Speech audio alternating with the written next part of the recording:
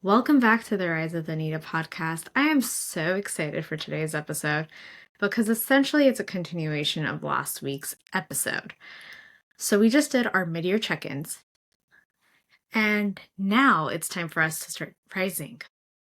This episode is all about reclaiming your radiance, stepping into the version of you who doesn't shrink, hustle, or wait for permission anymore. We've reflected, released, and gotten still. And now it's time to embody her, your most radiant, embodied self. But before we dive right in, I have a journal prompt for you. And if you're listening to this while driving, it's something you can just answer, think about. Who am I when I'm fully embodied? In my truth, in my softness, and in my power. So let's talk about radiance for a moment. It isn't about just how you look. It's about how you are. It's your energetic signature that you carry when you walk into a room, fully rooted in your own power, in your worth, and in your presence. A mentor of mine actually likes to say, when are you going to understand that your presence is the gift, right? Radiance comes from doing the healing work, from embodying, and from rising unapologetically. So another reflection prompt I have for you.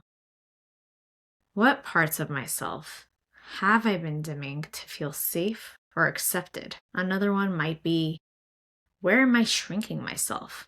What relationships cause me to contract versus allowing me to step out with my light? And a good practice for this would actually be some mirror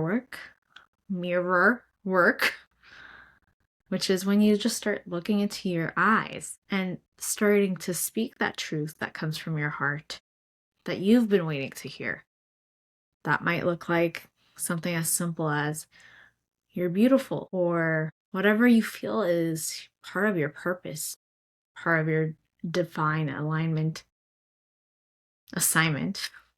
Divine aligned assignment. It might be looking at yourself and just owning who you are authentically in this moment.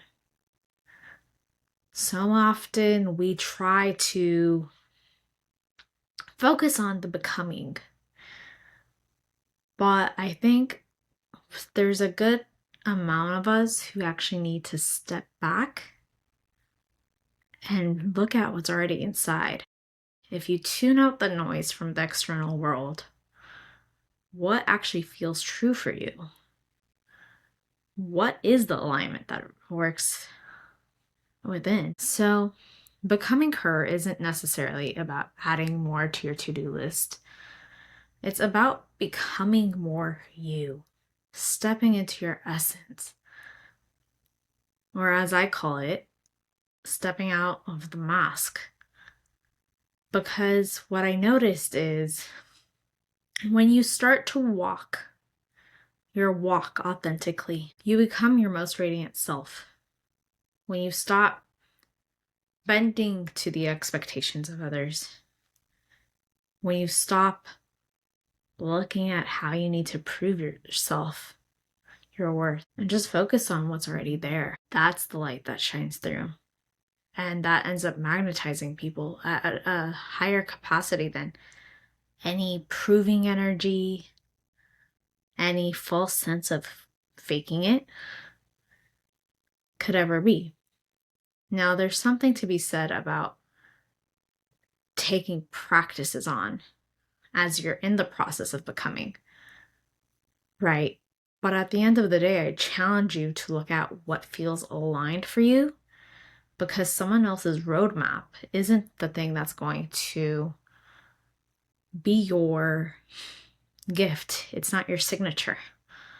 What I've learned over the years is the more I step into what my natural gifts are, the more flow I end up living with. So a prompt or a momentary check-in for this might just be, what feels good to me for what's next? Not what is a checklist item that I can add to my schedule, but what feels like an aligned action I can start taking?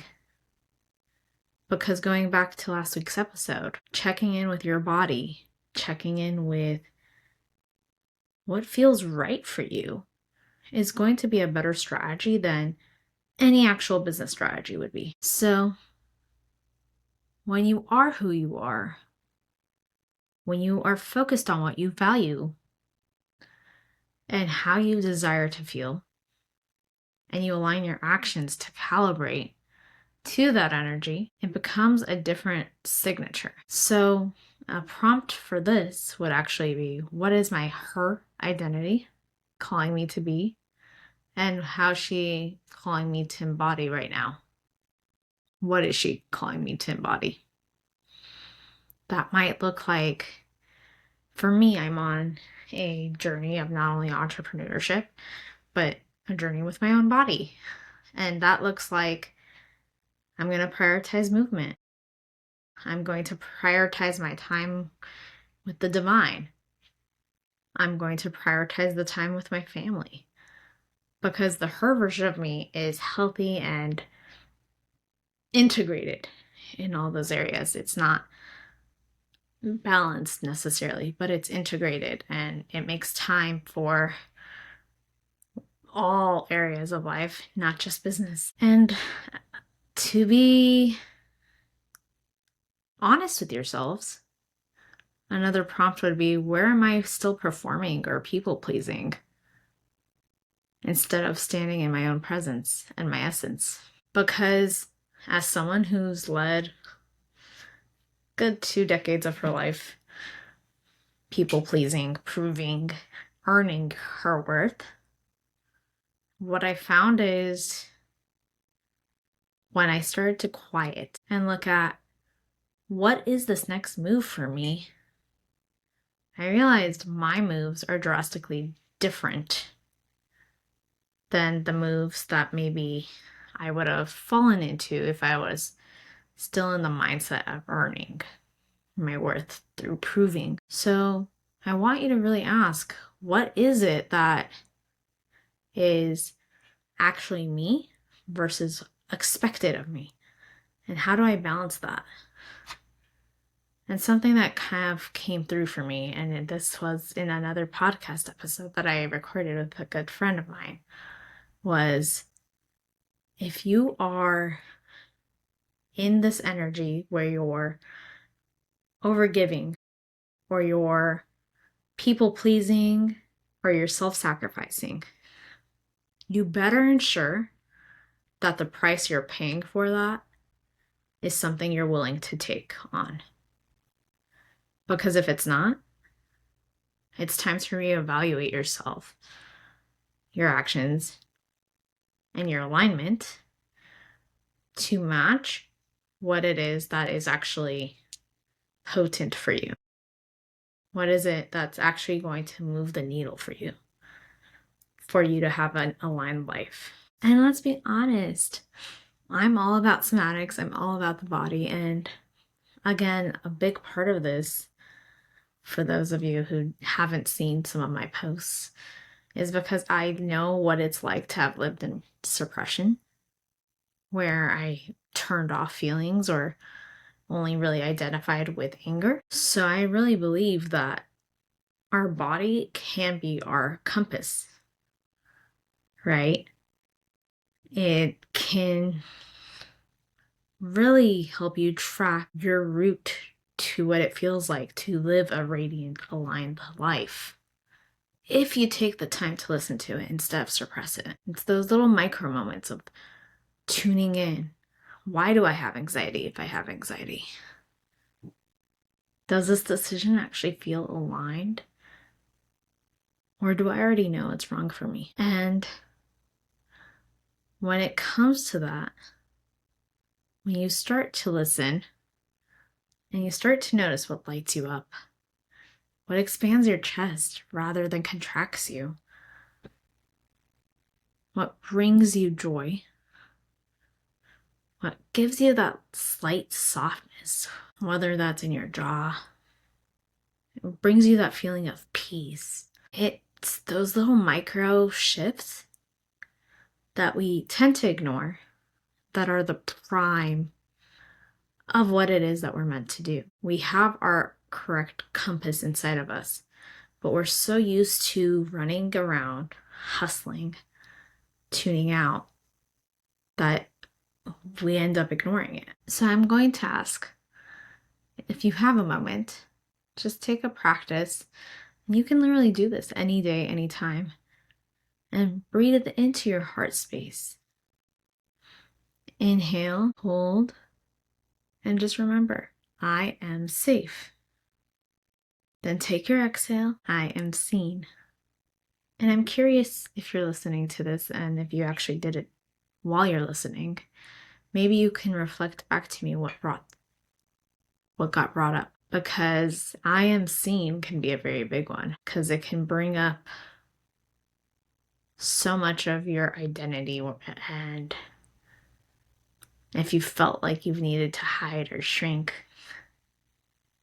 it can feel almost terrorizing. So I'm just curious if you would actually share that one with me. It's something I'm still getting used to. Being seen, being okay, being seen. So let's talk about reclaiming your radiance through your body. What rituals or rhythms make me feel the most radiant, connected, or alive? Does that look like for you perhaps dancing, going on a walk, grounding your feet in grass and nature? There's these little practices that if we just incorporate and can make us feel the micro shifts on a macro level. Going into our relationships and business and leadership, our radiance as a whole is magnetic. When you start to embody it, you start to attract aligned relationships, clients, opportunities, and it doesn't feel like it's happening through force, but frequency. You become on a different vibration that starts to attract all these opportunities to you, even if you don't feel necessarily ready for them, because you're just letting your inner glow out. So maybe the ask is, where do I need to stop shrinking in my leadership or my brand or my voice? And I dare you to really pay attention to the relationships that feel like you need to contract for, or you need to hide a part of yourself. And honestly, reevaluate if that's something you can either put a boundary to or step away from entirely. What would my life and business look like if I fully trusted my radiance to lead the way? If I fully trusted my intuition to lead the way? Reclaim your radiance, not just in private, but publicly. Let yourself be seen. We are creatures of connection.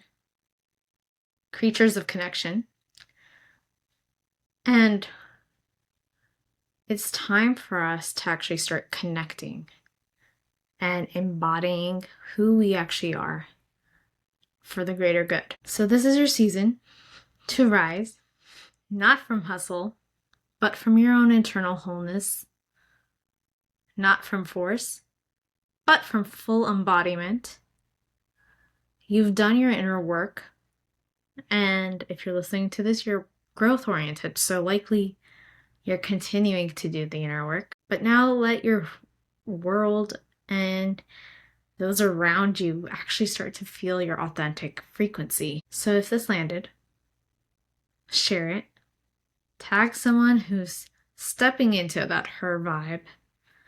And remember, you are the standard, you are your strategy, and you are her. Thank you, and I will see you on the next one.